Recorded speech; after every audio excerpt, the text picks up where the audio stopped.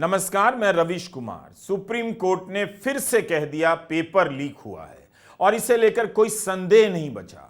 अगर मामला supreme court नहीं जाता और सब कुछ शिक्षा मंत्री धर्मेंद्र प्रधान के भरोसे छोड़ दिया जाता तो क्या मंत्री जी कभी इस तरह से स्वीकार करते? इस बात को लेकर कोई संदेह नहीं कि पेपर लीक हुआ है, पवित्रता भंग हुई है। बस कोर्ट दोबारा परीक्षा कराने का फैसला जल्दी में नहीं लेना चाहता है। कोर्ट के सवालों से लगा कि उसकी नजर इस बात पर है कि पेपर लीक कब हुआ। तमाम खबरें हैं कि 4 मई को पेपर लीक हुआ है। हम आगे वीडियो में भी बताएंगे। अगर यह अदालत में साबित हो जाता है तब नीट यूजी की परीक्षा को रद्द होने से नहीं बचाया जा सकता है। कोर्ट में क्या हुआ और हमारे पास जो सवाल हैं उन सभी को हम इस वीडियो में लेकर आए हैं। 8 जुलाई को सुप्रीम कोर्ट में चीफ जस्टिस की बेंच ने नीट यूजी के मामले की सुनवाई की।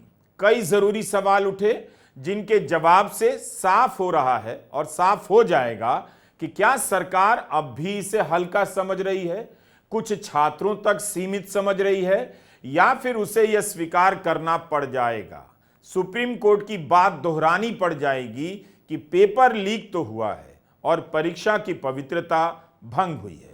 सुप्रीम कोर्ट ने एनटीए, नेशनल टेस्टिंग एजेंसी और जांच कर रही सीबीआई से कई जरूरी सवाल पूछे हैं।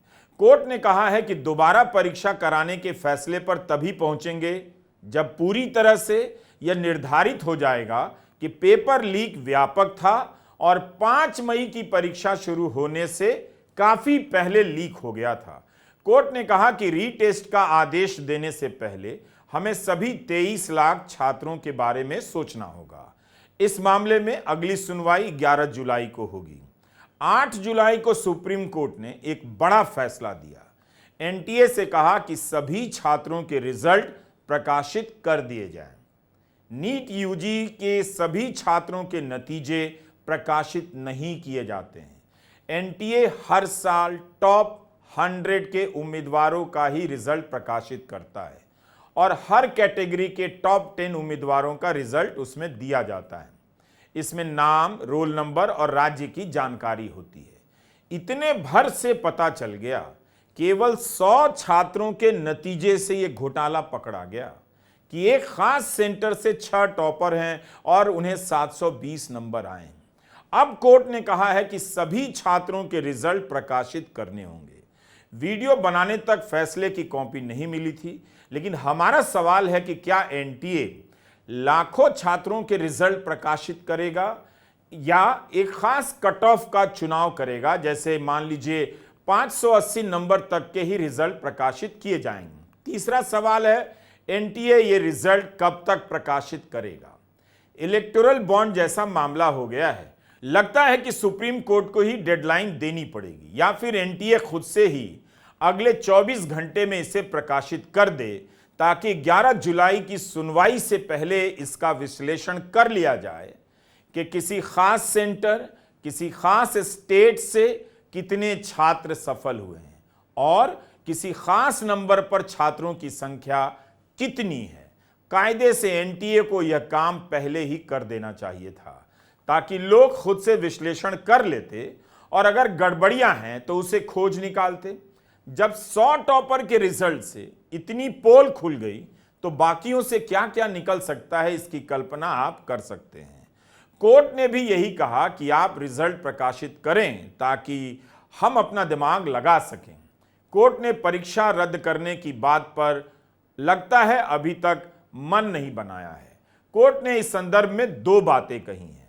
अगर लीक व्यापक स्तर पर हुआ है और दागी छात्रों को अलग नहीं किया जा सकता है तो दोबारा परीक्षा पर सोचा जा सकता है, लेकिन इससे पहले कोर्ट पेपर लीक की प्रकृति को तय करने का प्रयास करेगा। अगर लीक व्यापक नहीं है और दागी छात्रों को चिन्हित किया जा सकता है तब दोबारा से परीक्षा का आदेश देना ठीक नहीं होगा, क्योंकि परीक्षा बहुत बड़े स्तर पर हुई है।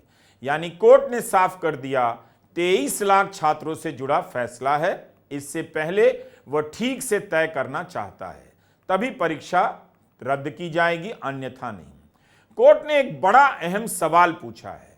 जब प्रश्न पत्र छपता है तब वो एनटीए को कैसे भेजा जाता है, इस प्रक्रिया में कितने दिन लगते हैं, कितना समय लगता है। कोर्ट ने एनटीए से यह भी पूछा है कि पेपर लीक की घटना कब हुई, लीक हुए पेपर को कब बांटा गया और लीक की घटना और 5 मई की परीक्षा के बीच समय का अंतर कितना था।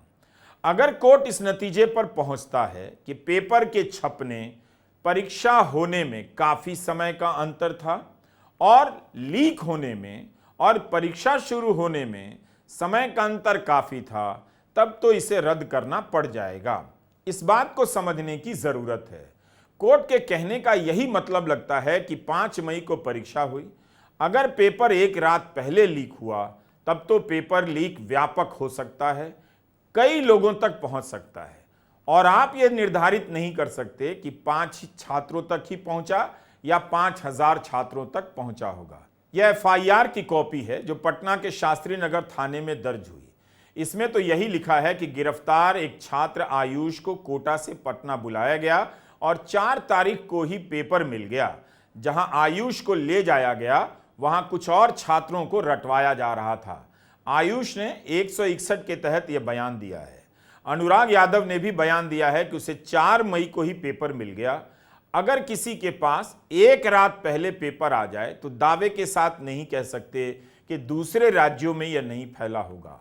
अखबारों में भी इस तरह की कई खबरें छपी हैं कि एक रात पहले ही पेपर बंट गया और छात्रों को जवाब रटवा दिया गया था।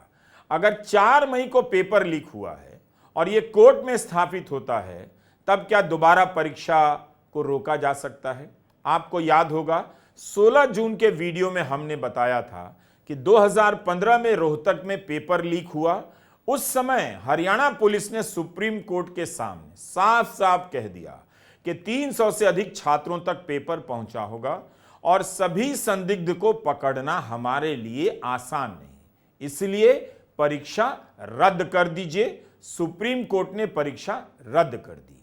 8 जुलाई की सुनवाई के दौरान चीफ जस्टिस DY चंद्रचूड़ का यह कहना इसीलिए महत्वपूर्ण है कि अगर इलेक्ट्रॉनिक तरीके से या सोशल मीडिया से पेपर लीक हुआ है तो इसका दायरा व्यापक हो सकता है, तब परीक्षा रद्द करनी पड़ सकती है, इसकी नौबत आ सकती है। 2015 में हरियाणा पुलिस ने तो यही कहा था कि इलेक्ट्रॉनिक उपकरण के जरिए सवालों के जवाब दिए गए, लेकिन कितने छात्रों ने फायदा उठाया, उन सभी को पकड़ना मुश्किल है। इसके बाद उस साल सुप्रीम कोर्ट ने परीक्षा रद्द कर दी। 25 जुलाई 2015 को दोबारा से मेडिकल की प्रवेश परीक्षा कराई गई थी। 2015 में CBSE की तरफ से पेश हो रहे भारत सरकार के सॉलिसिटर जनरल ने कोर्ट के सामने कहा कि दोबारा परीक्षा तो नहीं करा सकते, 44 छात्र ही पकड़े गए हैं। इस वजह से 6 लाख से अधिक छात्रों को दोबारा परीक्षा के लिए मजबूर नहीं किया जा सकता। देखिए, 44 छात्रों का मामला था, तब भी दोबारा परीक्षा हुई। 5 जून 2015 को रिजल्ट निकलने वाला था, लेकिन सुप्रीम कोर्ट ने परीक्षा रद्द कर दी। अब सवाल उठता है कि इस बार गुजरात, महाराष्ट्र, बिहार में पेपर लीक को लेकर कई गिरफ्तारियां तो हुई हैं। यह कैसे सुनिश्चित किया जा सकता है कि पेपर लीक का दायरा व्यापक नहीं रहा होगा और एक निश्चित संख्या से ज्यादा छात्रों को पेपर नहीं मिला होगा? कोर्ट ने कहा कि अगर इसे सुनिश्चित नहीं किया जा सकता है तब तो इम्तहान रद्द करने की नौबत आ सकती है। कोर्ट ने एक बात कही कि इस बार अप्रत्याशित रूप से 720 अंक आए हैं, यानी अभिभावकों की बात को कोर्ट ने संज्ञान में लिया है। लेकिन कोर्ट ने कहा कि इनमें से कितने छात्र ऐसे हैं जो उन 1563 में से हैं जिन्हें ग्रेस मार्क्स दिए गए? यह बहुत महत्वपूर्ण सवाल सुप्रीम कोर्ट ने पूछा है। आपको याद होगा जब 1563 छात्रों के लिए दोबारा परीक्षा हुई तो 700 से अधिक छात्र परीक्षा देने नहीं आए। अब पता चल सकता है कि इनमें से कितने छात्र पहले सफल हो चुके थे जो परीक्षा देने नहीं आए। कोर्ट ने कहा कि इसका भी पता लगाया जाए कि कितने छात्रों ने किसी एक सेंटर में रजिस्ट्रेशन कराया और फिर बाद में कहीं और के लिए उसे बदलवा दिया और उन्हें अधिक नंबर आए। एनटीए को यह भी बताना होगा कि पेपर लीक के कारण कितने छात्रों का रिजल्ट रोका गया है और ये किस किस राज्य के हैं। सुप्रीम कोर्ट ने नीट यूजी की परीक्षा कराने वाली एजेंसी एनटीए से यह भी बताने के लिए कहा है कि पेपर लीक के लाभार्थियों का पता लगाने के लिए उसने क्या क्या कदम उठाए हैं। उसने उन परीक्षा केंद्रों, शहरों का पता लगाने के लिए क्या किया है जहां से पेपर लीक हुआ है। एनटीए से यह भी बताने को कहा है कि क्या इस मामले में संदिग्ध मामलों का पता लगाने के लिए डेटा एनालिटिक्स या साइबर फोरेंसिक की मदद ली जा सकती है।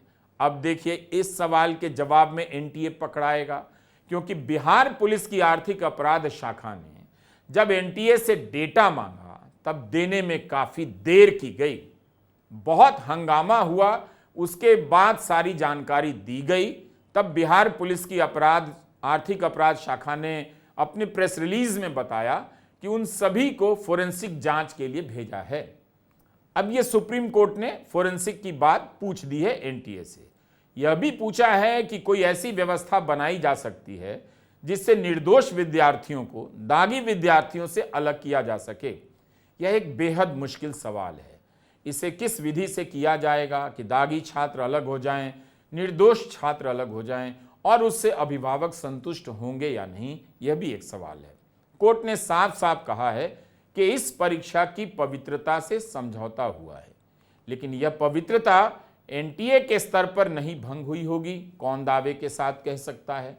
सीबीआई को बताना चाहिए कि अभी तक एनटीए की चीफ प्रदीप कुमार जोशी से पूछताछ हुई है या नहीं, एनटीए के कर्मचारियों से पूछताछ हुई है या नहीं। ये सब हमारे सवाल है। सुप्रीम कोर्ट ने सीबीआई से कहा है कि नीट यूजी की जांच के मामले में स्टेटस रिपोर्ट दाखिल किया जाए। कोर्ट ने याचिकाकर्ताओं से भी कहा है कि उनके पास यह कहने का आधार क्या है कि पेपर लीक व्यापक रूप से फैला होगा, परीक्षा दोबारा से हो। कोर्ट ने अभिभावकों से कहा है कि आप सभी मिलकर 10 पेज की एक याचिका तैयार करें, आपस में विचार कर लें और कोर्ट को बताएं कि क्यों वे चाहते हैं कि परीक्षा रद्द कर दी जाए। 11 जुलाई को जब दोबारा बहस शुरू होगी तब शायद कुछ सवालों के ठोस जवाब मिल सकेंगे, लेकिन ये सारे सवाल मीडिया में पहले से ही उठ रहे हैं। क्या एजेंसी को अपनी तरफ से इन सवालों के जवाब के साथ अदालत के सामने नहीं जाना चाहिए था? हमारा ये सवाल है। नमस्कार, मैं रवीश कुमार।